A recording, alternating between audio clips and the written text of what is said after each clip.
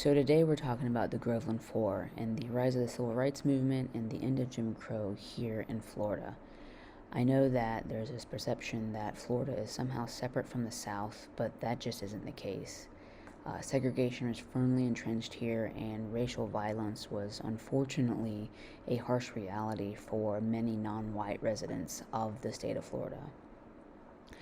So the state had a couple of notable cases that garnered national attention.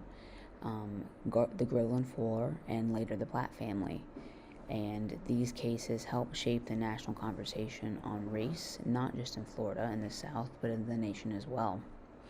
You see individuals like Thurgood Marshall get involved. Though these cases weren't as well known as cases out of Alabama and Mississippi and some others, they still helped shape those cases later. Florida, for much of its life, has been a frontier. The population didn't really grow until World War II and later on in the 60s. Because of this, local law enforcement held great power, and it made Florida dangerous for many non-whites. Even if it wasn't lynching, racial violence to push people out of their communities was very prominent, as we see in Rosewood and the Ocoee voting massacre that happened in the early 20s. This is what Florida looked like for most of its history. You have small schoolhouses and farmland, agriculture, lots of places that you wouldn't have witnesses for things. Citrus is one of the major agricultural industries, and many of the pickers especially were not white residents of the state. Citrus barons controlled politics, they controlled their localities.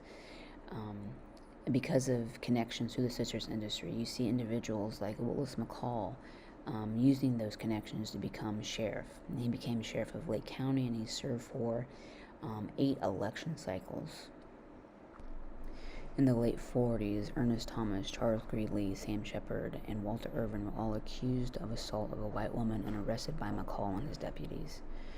Thurgood Marshall and other individuals helped push this case to make national headlines. The death penalty in this case was overturned by the Supreme Court, prompting the case to be retried. 2 of the individuals were not even present at the time of the assault.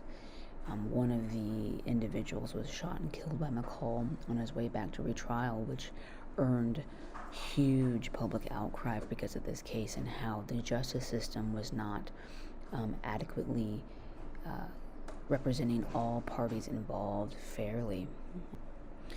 Another case out of Lake County would also reach national attention. Alan Platt moved his family to Lake County from South Carolina following that citrus industry and the jobs it provided.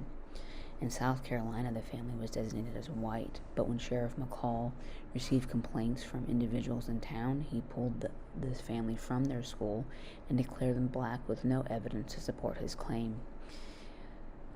Because of this, the case reached national attention as well. It wasn't looking good for Lake County.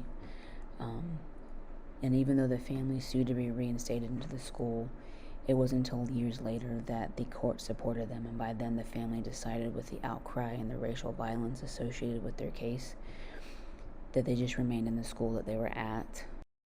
Both of these cases highlighted the reality of anyone who is non-white in the state of Florida at this time. Didn't go over the numbers very much in that small presentation, but from 1880s through about the 1930s, Florida actually led the nation in per capita lynching rates. When lynchings weren't used, other forms of racial violence were used. You had intimidation, things like cross burnings. You had whole communities kicked out, like I mentioned, with Rosewood and Ocoee, where white residents pushed out these black communities who were very successful for their time. Even in the Groveland case, you see something that's standard practice in Florida. White residents attacked black homes, they attacked black businesses. Individuals who work for the NAACP, to include Harry T. Moore, would lose his life partially because of his involvement in the Groveland case and calling out the racial injustices involved with it. Him and his wife were killed by a bombing on his house on Christmas Eve. And he is largely recognized as the first martyr of the civil rights movement, at least in the modern era. And I highlight this all to show that these cases stay with us. It was 2018 when the governor of Florida officially pardoned the Groveland Four. They're also known as Groveland Boys. There's little enough evidence to support the allegations of assault that they were charged and tried with and ultimately found guilty. Unfortunately, none of the individuals are still living to enjoy that pardon. Like I said, the Platt family never ended up going back to the public school in Lake County. And certainly Florida isn't the only state to experience racial violence in the Jim Crow era and the civil rights movement. Other southern states did as well, and the nation as a whole. Sheriff McCall is, you do any sort of research, he is very notorious for his brand of justice, as we guess we could call it. He is very much a stereotypical southern sheriff from his time, and to the day he died defended all of his actions. And believe it or not, even though these are Lake County cases, there is a loose connection. The local reporter there, Mabel Norris Reese, who really pushed those two cases to their national level and would win Pulitzer Prizes on her writing, later herself, as a white woman, was forced to leave Lake County because of violence against her and intimidation against her.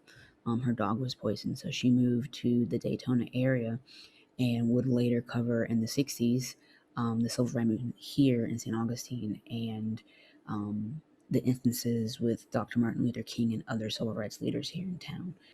So for anyone who thinks that, something that happened over here isn't related to us, in some weird instances it can be. So, and I know this wasn't the funnest or happiest history we've gone over, but there is that local connection with the county, and Lake County itself isn't that far away. So I'm going to share a slide at the end for some further reading if at all you're interested, and if not, I hope to catch you all next time. Have a good day. Bye.